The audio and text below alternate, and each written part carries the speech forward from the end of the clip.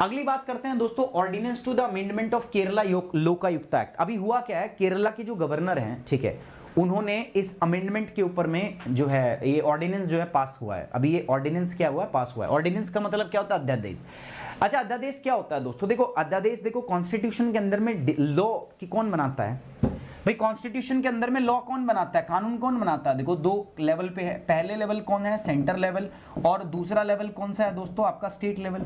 Centre level पे कानून कौन बनाता है दोस्तों, केंद्र लेवल पे कानून बनाता है आपका कौन, पार्लियामेंट, ठीक है, बनाता है ना, केंद्र लेवल पे पार्लियामेंट बनाता है। और स्टेट लेवल पे कानून कौन बनाता है, स्टेट लेवल पे अगर हम बात करें तो इट कम्स स्टेट लेजिस्लेचर, ठीक है, आपको कौन बनाता है, स्टेट लेजिस्लेचर बना के देता है। तो बस आपको यही चीज ध्यान रखनी है, इधर पार्लियामेंट है इधर स्टेट लेजिस्लेचर। लेकिन क्या हो, इनके तो सेशन चलते हैं, कौन से, budget session, monsoon session, winter session, इसका भी ऐसे ही सेशन चलते हैं तीन, बजट, मॉनसून, विंटर। इनके बीच में एक टाइम होता है जिसको हम बोलते हैं रिसेस, ठीक है। अब क्या हो, जब रिसेस चल रहा हो, मतलब ये सत्र में ना हो, बजट सेशन, मानसून, विंटर ना चल रहा हो, इमरजेंसी आ जाए, कानून बनाना पड़े, तो ऐसे में मैंने बताया एक रूट होता है जिसका नाम है ऑर्डिनेंस, अध्यादेश। ये हमारा पहला सेशन है, ये दूसरा, ये तीसरा, यानी कि बजट सेशन हमारा पहला सेशन होता है, मॉनसून सेशन हमारा दूसरा, और विंटर सेशन तीसरा। कहने का मतलब जब 1 2 3 से काम ना चले, 1 2 3 से काम ना चले, तो किससे चलता है काम, ऑर्डिनेंस से। तो आर्टिकल नंबर 123 के अंदर में ऑर्डिनेंस मेकिंग पावर को डिस्कस किया गया प्रेसिडेंट, कि भाई जब आर्टिकल 123 कहता है कि भाई जब सदन सत्र में नहीं है तो राष्ट्रपति अध्यादेश पारित करके कोई भी क्या कर सकता है दोस्तों, कानून पास कर सकता है। और राष्ट्रपति द्वारा इस अध्यादेश के द्वारा जो कानून पास होगा उसका प्रभाव संसद द्वारा पारित किए गए कानून के समान होगा। दूसरा, ये जो अध्यादेश है दोस्तों, ये एक्सेप्शनल केस में है, ठीक है, ये एक्सेप्शनल है, ऐसा नहीं कि आप इसी का इस्तेमाल करके कानून बनाने लग जाओ, ठीक है, ऐसा भी नहीं है। क्योंकि किसी भी अध्यादेश की अधिकतम अवधि होती है कितना दोस्तों, 6 मंथ एंड 6 वीक। याद रखना कितना, 6 मंथ एंड 6 वीक, ये मैक्सिमम इसकी अवधि होती है, अंटिल इसको आप दोबारा से प्रोमुलेट ना कर दो, है ना, दोबारा कर दोगे तो फिर चल जाएगा। लेकिन एक बार अगर आपने पारित किया तो जब तक पार्लियामेंट, अगर पार्लियामेंट उसको अप्रूव कर देती है तो ठीक है, नहीं तो 6 हफ्ते और 6 महीने। अभी कैसे किया मैंने, 6 हफ्ते का मतलब क्या होता है भाई, जब पार्लियामेंट दोबारा सेशन में आई और मैक्सिमम पार्लियामेंट के पास में 6 मंथ का टाइम होता है, 6 मंथ में पार्लियामेंट को एक बार सेशन में आना ही पड़ता है, ये कॉन्स्टिट्यूशन में लिखा हुआ है। और 6 हफ्ते जब पार्लियामेंट उसमें आ जाएगी, सेशन में आ जाएगी, तो उसके पास 6 वीक का टाइम होता है जिसके अंदर में पार्लियामेंट हैज टू जो है पास दिस अमेंडमेंट, अदरवाइज क्या होगा दोस्तों, वो फंस जाएगा, ठीक है, वो कैंसिल हो जाएगा। तो ये दो बातें आपको ध्यान रखनी है। जिस प्रकार ये पावर जो है राष्ट्रपति के पास होती है, उसी प्रकार, ठीक है, गवर्नर के पास भी होती है, लेकिन गवर्नर दूसरे नंबर पे आता है, इसलिए 2 आगे आ जाता है, 213। आर्टिकल नंबर 213 के तहत में गवर्नर के पास भी ये पावर होती है, ठीक है। अब आप सोच रहे हो सर ये क्या, ऐसे ही है, पूरा पॉलिटी के कॉन्स्टिट्यूशन के आर्टिकल ऐसे ही याद होते हैं, 1 2 3 213, जब 1 2 3 से काम ना चले, ऐसा ही है सारा, ठीक है। आपको कुछ भी ऐसा रट्टा मारने की जरूरत नहीं है। मैंने पॉलिटी की सारी चीजें जो है ना, सारे आर्टिकल मेरे याद हैं, और मैंने एक भी याद नहीं किया। आप कहोगे सर ये कैसे, ऐसे ही याद करता हूं मैं, ठीक है, तो मेरे को सब याद है, मतलब मैं बहुत पहले पढ़ता था, 2014-15 मैंने पढ़े हैं, बट तब के मेरे को आज तक याद है, बिकॉज ऐसा हर एक के पीछे मतलब ऐसे छोटी छोटी स्टोरीज हैं, तो आसानी से याद हो जाते हैं, ठीक है। तो ये बात आपको समझ में आई दोस्तों। अब ये हमने ऑर्डिनेंस पढ़ लिया, अब ऑर्डिनेंस है किसके ऊपर में, लोकायुक्ता एक्ट 2013 के अंदर पास हुआ था। आपको याद है दोस्तों, लोकपाल और Lokayukta act, Lokpal is for the Kendra sarkar, central government, and Lokayukta is for the state government. तो केरला के अंदर में क्या है कि जो केरला के अंदर में जो लोकायुक्ता एक्ट है, उसके तहत में पावर जो थी लोकपाल को बहुत ज्यादा थी, लोकायुक्ता को पावर बहुत ज्यादा थी, उसकी पावर को रिड्यूस किया गया है, और उसके लिए एक अमेंडमेंट पास हुआ है, और उस अमेंडमेंट के लिए ऑर्डिनेंस जारी कराया गया है दोस्तों केरला की सरकार के द्वारा। अब मैं ये ऑर्डिनेंस बताऊंगा क्या होता है, साथ साथ मैं आपको आपकी ऑर्डिनेंस मेकिंग पावर के बारे में पढ़ाऊंगा, और सुप्रीम कोर्ट क्या कहता है ऑर्डिनेंस के बारे में ये भी बताऊंगा। तो दीज आर द 3 थिंग्स जो मैं आपके साथ में क्या करने वाला हूं दोस्तों, डिस्कस करने वाला हूं। एक रिक्वेस्ट है आपसे कि गाइस प्लीज वीडियो को लाइक करें, वीडियो को शेयर करें, ठीक है, सारे के सारे बच्चों से रिक्वेस्ट है कि प्लीज वीडियो लाइक और शेयर जरूर करें यार, इट्स माय हम्बल रिक्वेस्ट। जिन्होंने कर दिया उनके लिए बहुत बहुत धन्यवाद, ठीक है, मैं आपका कर्जदार हूं, ठीक है। तो Kerala government science amendment curtailing the power of the Lokayukta, ठीक है, न्यूज है, यहां से आप देख सकते हो दोस्तों, ठीक है। तो अब हम बात करेंगे कि ऑर्डिनेंस मेकिंग पावर जो होती है वो क्या होती है उसके बारे में, ठीक है। चलिए दोस्तों, GS paper 2 appointment to the various constitution, GS paper 2 यानी कि पॉलिटी से आता है, उसमें साफ साफ लिखा है अपॉइंटमेंट टू द वेरियस जो है कॉन्स्टिट्यूशनल पोस्ट पावर, वो सब उसी के अंदर आता है। तो we are discussing it from the GS paper 2 से हम इसको डिस्कस कर रहे हैं। यूपीएससी का एक सवाल देख लेते हैं दोस्तों, the president can not promulgate an ordinance to amend the tax law, पहली बात, ठीक है। 2 स्टेटमेंट है, आपको करेक्ट स्टेटमेंट बताना है यार, ठीक है। सॉरी इसमें लिखा हुआ नहीं है, ठीक है, ये अगेन लिखने में गड़बड़ होगी। 2 स्टेटमेंट है, करेक्ट बतानी है। करेक्ट क्या है देखो, पहला कह रहा था president can not promulgate an ordinance to amend the tax law, कह रहा कि राष्ट्रपति जो है ना किसी टैक्स कानून को जो है इसके द्वारा नहीं बदल सकता। The president can not promulgate an ordinance to amend the constitution, कह रहा कि राष्ट्रपति जो है ना वो हमारा जो संविधान होता है उसको संशोधित करने के लिए किसी भी प्रकार का ऑर्डिनेंस पास नहीं कर सकता। करेक्ट स्टेटमेंट आपको बतानी इन दोनों में से 1, 2 बोथ और नन, ठीक है, ये आपको बताना है। चलिए आप बताइए, तब तक हम देखते हैं सही है गलत है। तो हुआ क्या, अभी केरला गवर्नमेंट ने एक ऑर्डिनेंस पास कर दिया जिससे जो केरला का लोकायुक्त एक्ट 1999 में उसको संशोधित किया गया है, और ये जो एंटी करप्शन बॉडी है लोकायुक्ता, इसकी जो पावर है इसको कर्टेल कर दिया गया, कम कर दिया गया है, हाँ, पावर को रिड्यूस कर दिया गया है, ठीक है। थोड़ा अमेंडमेंट के बारे में जान लेते हैं। अब इन्होंने क्या कहा है देखो, पहले इस अमेंडमेंट में एक सेक्शन था जिसका नाम था सेक्शन नंबर 14। तो पहले क्या था, सेक्शन 14 के तहत में केरला का जो लोकायुक्त एक्ट है उसमें कहा गया था कि अगर कोई भी पब्लिक सर्वेंट जो है उसके खिलाफ अगर कंप्लेंट आई है तो उसको इमीडिएटली क्या करना पड़ेगा, ऑफिस छोड़ना पड़ेगा, ठीक है। To vacate the office immediately if indicated by the Lokayukta, अगर उसके खिलाफ कंप्लेंट आई है और लोकायुक्ता ने उसको उसके अंदर में दोषी ठहरा दिया तो उसको तुरंत वहां से क्या करना पड़ेगा, छोड़ना पड़ेगा, रिजाइन देना पड़ेगा। लेकिन अब इस अमेंडमेंट के द्वारा इस प्रावधान को ही खा गए, सेक्शन 14 को हटा दिया गया है भैया, कह रहे नहीं नहीं भाई ये हटा दो, उसको ऑफिस छोड़ने की जरूरत नहीं है। अब क्या प्रावधान बना दिया कि इवन लोकायुक्ता भी अगर कोई डिसीजन देता है तो वो डिसीजन सिर्फ क्या होगा, रिकमेंडेटरी होगा, मतलब सिफारिश वाला होगा। मतलब अगर किसी के खिलाफ, पब्लिक सर्वेंट के खिलाफ शिकायत की आपने और वो दोषी पाया गया, अब एक अथॉरिटी होगी जो डिसाइड करेगी कि इस लोकायुक्ता के डिसीजन को इंप्लीमेंट करना है या नहीं करना, ठीक है। और ये अथॉरिटी लोकायुक्ता का डिसीजन आने के बाद में उस पब्लिक सर्वेंट की हियरिंग करेगी और फिर डिसाइड करेगी कि लोकायुक्ता ने जो निर्णय दिया है, मतलब अल्टीमेटली लोकायुक्ता की पावर ही खत्म कर दी ना भाई। पहले सेक्शन 14 क्या कहता था कि अगर आपके खिलाफ शिकायत आई है और लोकायुक्ता ने आपको इंडिकेट किया है, मतलब आपको उसके अंदर में कन्विक्ट कर दिया, तो आपको छोड़ना पड़ेगा भाई पद।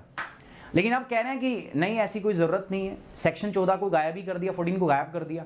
अब ये कह रहे हैं कि भैया एक हम अथॉरिटी बनाएंगे, कंपिटेंट अथॉरिटी बनाएंगे, वो डिसाइड करेगी कि आपको छोड़ना है कि नहीं छोड़ना। कहने का मतलब जो लोकायुक्ता की जो डिसीजन है, ठीक है, वो सिर्फ रिकमेंडेटरी हो गया, सिफारिश की, वो तो सिर्फ सिफारिश दे रहा है, मानना ना मानना तो हमारे हाथ में है, जो मन करेगा वो करेंगे, तो ऐसा है, ठीक है। Now need of the amendment, इस अमेंडमेंट की क्या जरूरत थी, देखो कोई जरूरत नहीं थी, ठीक है। इनका मानना ऐसा है कि जब 2013 के अंदर में ये जब चीज पास हुई तो ये बिना जो है प्रॉपर डिस्कशन के हुआ था, तो इसलिए इनका ऐसा मानना है। अब मैं बात करता हूं ऑर्डिनेंस मेकिंग पावर। तो as I told you, article 123 में संविधान के अंदर में राष्ट्रपति के पास में पावर होती है कानून बनाने की। ये कब इस्तेमाल होता है, जब संसद सत्र में नहीं हो या कोई बहुत इमरजेंट सिचुएशन हो, उसको टैकल करने के लिए ऐसा किया जाता है, ठीक है। गवर्नर के पास में सेम पावर होती है आर्टिकल 213 के तहत के अंदर में, ये भी तभी यूज होती है जब स्टेट असेंबली सेशन में ना हो, ठीक है, आप बात समझे। लेकिन दोनों का जो प्रभाव है वो सेम होता है, मतलब जब पार्लियामेंट ने कानून बनाया हो, चाहे राष्ट्रपति और गवर्नर ने ऑर्डिनेंस पास किया हो, दोनों का प्रभाव क्या होता है दोस्तों, सेम होता है। लेकिन याद रखना दोस्तों, ये पावर किसके लिए, ये इसको बोलते हैं हम आपका क्या, एग्जीक्यूटिव लेजिस्लेशन। भाई गवर्नर और राष्ट्रपति किस में आते हैं, एग्जीक्यूटिव में, कार्यपालिका में। तो ये कानून कार्यपालिका के द्वारा बनाया गया, इसको एग्जीक्यूटिव लेजिस्लेशन बोलते हैं। जबकि कानून बनाने का काम किसका है दोस्तों, कानून बनाने का काम है लेजिस्लेचर का। तो ये एक्सेप्शनल सिचुएशन के लिए पावर किसको दी है दोस्तों, राष्ट्रपति को और गवर्नर को, ठीक है। इसका इस्तेमाल भी एक्सेप्शंस में करना चाहिए। बट क्या हुआ देखो, अपने यहाँ पे देश के अंदर में ना जब ये आया था तो स्टार्टिंग के अंदर में बहुत सारे ऑर्डिनेंस आने लग गए थे, तो सुप्रीम कोर्ट ने बार बार इसके ऊपर में अपनी जजमेंट दी और सुप्रीम कोर्ट ने कहा कि this should be an exclusive power, आप इसको ऐसे रैंडम यूज नहीं कर सकते। तो मैं आपको बता दूं कुछ जजमेंट्स थी जो बहुत इंपॉर्टेंट है, ठीक है। वो जजमेंट क्या है दोस्तों, वो जजमेंट मैं आपको बताऊंगा, ठीक है। ये जजमेंट्स हैं, लेकिन कुछ कंसर्न्स हैं, they are associated with the ordinance, ठीक है। पहला क्या है, वेयर एज ऑर्डिनेंस जो है वो ओरिजिनली कन्वींस किया गया था एक ओरिजिनल इमरजेंसी प्रोविजन के तहत में, बट क्या हुआ, सरकार इसको बहुत रेगुलर यूज करने लगी थी। 50 के बाद में आपको मैं बताऊं तो ऑर्डिनेंस जो है वो एवरेज जितने कानून बनते थे ना उसमें 7% ऑर्डिनेंस से बनते थे, ठीक है। तो वो बहुत गलत चीज थी, ठीक है, इसीलिए इसको ऐसे हटाया गया। इवन हमारी जो अभी लास्ट लोकसभा है, ठीक है, उसके अंदर में भी अगर आप देखोगे तो ऑर्डिनेंस का बहुत ज्यादा इस्तेमाल किया गया है। रीप्रमुलेशन क्या होता है, मतलब एक बार ऑर्डिनेंस के अब 6 हफ्ते 6 महीने का टाइम हो गया, उसके बाद में उसको दोबारा से प्रमुलेट करना, इसको बोलते हैं रीप्रमुलेशन। ये लगातार होता रहता है। सुप्रीम कोर्ट ने जजमेंट दी, पहला RC Cooper versus Union of India में कहा सुप्रीम कोर्ट ने क्या कि सुप्रीम कोर्ट ने कहा कि president decision could be challenged on the ground of immediate actions was not required and ordinance has to be passed primarily to bypass the debate. Supreme court ने क्या कहा RC Cooper case के अंदर में, कहा भाई कि देखो सुप्रीम कोर्ट ने कहा कि आप राष्ट्रपति का जो डिसीजन है ना ऑर्डिनेंस का, उसको चैलेंज कर सकते हो अगर आपको लगता है कि इस कानून की कोई जल्दबाजी नहीं थी, इसको प्रॉपर पार्लियामेंट में डिबेट करके पास किया जा सकता था, और बस इसको पास इसलिए किया गया ताकि पार्लियामेंट में इसको डिबेट ना करना पड़े, डिस्कस ना करना पड़े। अगर आपको ऐसा लगता है तो you can challenge that particular ordinance into the supreme court, पहली चीज। दूसरी चीज क्या है दोस्तों, AK Roy versus Union of India case 1982, ये कहता है, क्या कह रहा है दोस्तों, कि कह रहा है कि सुप्रीम कोर्ट ने राष्ट्रपति के फैसले पर न्यायिक समीक्षा करने की आवश्यकता की ओर इशारा किया जब निर्णय को चुनौती देने के लिए पर्याप्त आधार हो, ना कि हर आकस्मिक और पारिस्थितिक चुनौती पर, ठीक है, ये बोला गया है, सेम बात है। फिर DC Wadhwa versus state of Bihar case हुआ 1987, इसमें फिर बोला गया कि ये जो एग्जीक्यूटिव को जो पावर दी गई है, यानी कि जो कार्यपालिका को जो कानून बनाने की पावर दी गई है टू प्रमोगुलेट द ऑर्डिनेंस, इसको आप एक्सेप्शनल सर्कमस्टांसेस में यूज करो, इसको एक रेगुलर सब्स्टिट्यूट के रूप में यूज मत करो कि ठीक है आप रेगुलर इसको यूज कर रहे हो, तो it should not be happen like that. You can use this power but on the exceptional situations, आप नॉर्मल सिचुएशन पे इसका इस्तेमाल नहीं कर सकते, तो ये बात यहां पे बोली गई है। So these are the 3 different case you must remember, ठीक है, आपको 3 केस के बारे में ध्यान रखना है। रिलेटेड सर्च पे बात करते हैं तो आपको प्यारे बच्चों प्रेसिडेंट और article 44 of the constitution amendment, क्योंकि ये बहुत बड़ा, इसको मिनी कॉन्स्टिट्यूशन भी कह देते हैं हम, ठीक है, ये और एक 42वां, ये 2 बहुत बड़े हैं, ठीक है। तो इन दोनों अमेंडमेंट्स को आपको क्या रखना है दोस्तों, ध्यान रखना है जब भी आप यूपीएससी की तैयारी करते हो। प्रीलिम्स मैंने बताया था ना, पॉलिटी को कवर करना है आपको जल्द से जल्द, तो कैसे करोगे, है ना। तो जब आप पॉलिटी को जल्द से जल्द आप कवर करते हो तो उसके अंदर में भी एक अप्रोच थी जो मैंने आपके साथ डिस्कस की थी। मैंने कहा था कुछ अमेंडमेंट्स हैं बहुत इंपॉर्टेंट है, जैसे आर्टिकल 44वां, ऐसे ही अमेंडमेंट नंबर आपका 42, तो ये बहुत इंपॉर्टेंट है। सो वो आपको यहाँ पर क्या रखने हैं, ध्यान रखने हैं। Are you getting my point और नॉट, समझ पा रहे हो दोस्तों सारे के सारे बच्चे। यार एक बार फिर से रिक्वेस्ट करूंगा आप सभी लोगों से, प्रार्थना करूंगा भाई, प्रार्थना ही कर सकते हैं हम, कि वीडियो जो है उसको लाइक और शेयर जो है एक बार आप जरूर कर दें, ठीक है। इट्स माई हम्बल रिक्वेस्ट, एक बार वीडियो को लाइक और शेयर कर देंगे सारे के सारे बच्चे जल्दी से। देखो 1000 लाइक अपने को करना होता है, ठीक है, अभी हम बहुत पीछे चल रहे हैं, आपको भी पता है, प्लीज, ठीक है, 700 तक पहुंचाओ जल्दी से। अब बात करते हैं दोस्तों हम किसकी, पेपर में सवाल देखो, दोनों, ये राष्ट्रपति का ऑर्डिनेंस मेकिंग पावर है और ये किसका है, गवर्नर का। ऐसा ही होता है, मैंने बताया था ना, कंपेयर करके पढ़ा करो, ठीक है। मैंने बताया था पॉलिटी का वो लेक्चर, जिसने नहीं देखा है देख लो। ऑर्डिनेंस मेकिंग पावर होती क्या है, इसके बारे में भी ध्यान देना है अपने को। पावर ऑफ गवर्नर, ऐसे ही पावर ऑफ प्रेसिडेंट, रीप्रमुलेशन क्या होता है, and supreme court judgement related to ordinance making power, और सुप्रीम कोर्ट की जजमेंट क्या है इसके बारे में। So these are the important things you must consider, ठीक है, important from this particular topic, and आपको ये सारी चीजें क्या करनी है, पढ़नी है। उसके अलावा ये मैंने सवाल दिया था आपको, इसका जवाब क्या है दोस्तों, सेकंड, ठीक है। नहीं यार मुझे तो the president can not promulgate an order, हाँ इसमें सही क्या पूछा गया था दोस्तों, ठीक है, इसमें सही पूछा गया था, तो सही जो है वो क्या है, ये देखो मेरी बात समझो यार, इसको आप कहोगे सर इसको कैसे करें, ज्यादातर बच्चों ने गलत किया होगा। मैं एक बात बताता हूं आपको, मैंने क्या बोला था अभी आपको, एक अभी स्टेटमेंट दी थी मैंने कि देखो जिन जिन मामलों में पार्लियामेंट कानून बना सकती है उन मामलों के अंदर में हमारे जो राष्ट्रपति साहब है ना वो ऑर्डिनेंस जारी कर सकते हैं। तो जब पार्लियामेंट जो है कानून बना सकती है टैक्स लॉ के अंदर, तो राष्ट्रपति उसमें ऑर्डिनेंस भी प्रमोगुलेट कर सकते हैं, उसमें क्या दिक्कत है भाई। जिन जिन मामलों पे, मैंने साफ साफ बोला, जिन जिन मामलों पे कानून बना सकती है कौन, पार्लियामेंट, तो पार्लियामेंट तो कानून बनाती है ना, तो इसीलिए टैक्स लॉ हो गया, टैक्स लॉ आएगा उसमें। एंड सेकंड जो है वो नहीं होगा, अगर आपको संविधान का संशोधन करना है तो जब सिर्फ आप ऑर्डिनेंस से नहीं करा सकते, वो पार्लियामेंट से ही होगा। तो ये 2 चीजें हैं, ध्यान रखनी है। मेन स्पेसिफिक सवाल पे चलते हैं दोस्तों। मेंस का सवाल जो है अच्छा सवाल है, अच्छा क्वेश्चन है, क्या है, what are the various issues around the ordinance making power of the president and governor.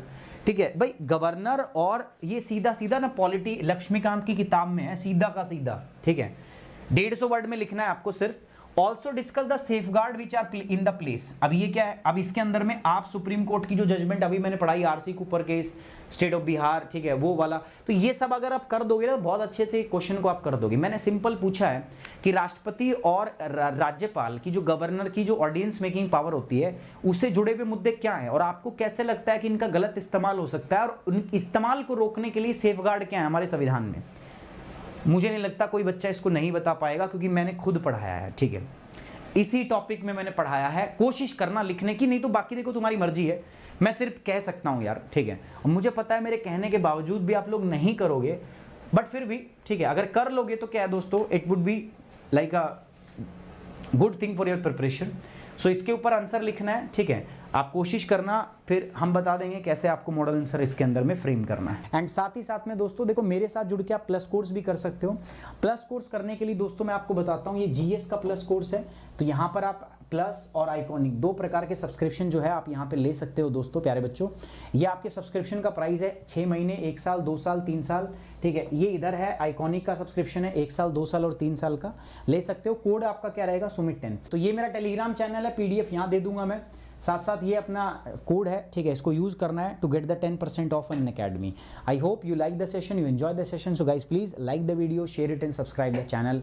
Thank you very much, take care, bye bye, जय हिंद, लव यू गाइज।